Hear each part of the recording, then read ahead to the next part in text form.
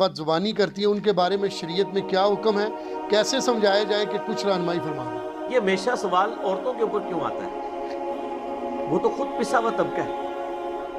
यानी हमारे मुसलमान माशरे में भी मर्द जो है बहुत जालिम है। तो ये तो कभी सवाल नहीं आया कि जो मर्द ये करता है तो उसकी औरतें क्या करें।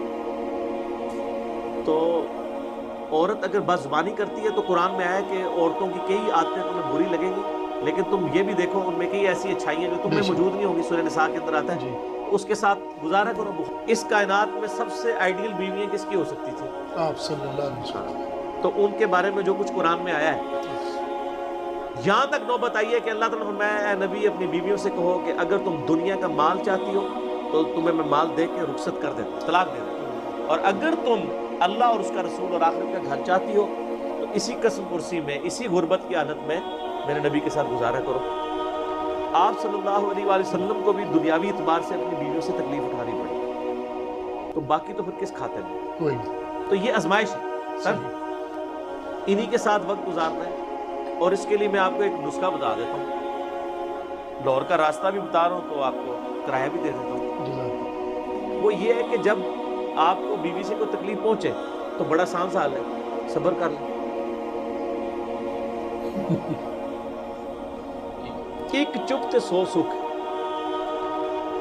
जब आप आखिरत ओरिएंटेड होंगे ना, सब्र करना भी आसान होगा। यकीन करें, जितनी गालियां मुझे खानी पड़ती हैं उलमा से, तो मैं तो कब से छोड़ छाड़ के सारा बैठ गया होता। सही। मैंने ये तैयार कर लिया है कि यार अगर पैगंबरों को जादूगर कहा गया है, उनको दज्जाल कहा गया, नाऊज़ु बिल्लाह, हज़रत ईसा अलैहिस्सलाम को, नबी अलैहिस्सलाम को जादूगर, दीवाना, शायर कहा गया है, तो सर हमारी क्या औकात है? सही। मेरे ख्याल है हम अपनी को औकात समझ रहे होते हैं, इसलिए हम सब्र नहीं कर रहे होते। वक्त के पैगंबर को अगर इतनी गालियां खानी पड़े तो पैगंबर को भी चाहिए था, वो अल्लाह कहता है अल्लाह मेरे को काम नहीं होता। जी। नहीं कहा ना, सही।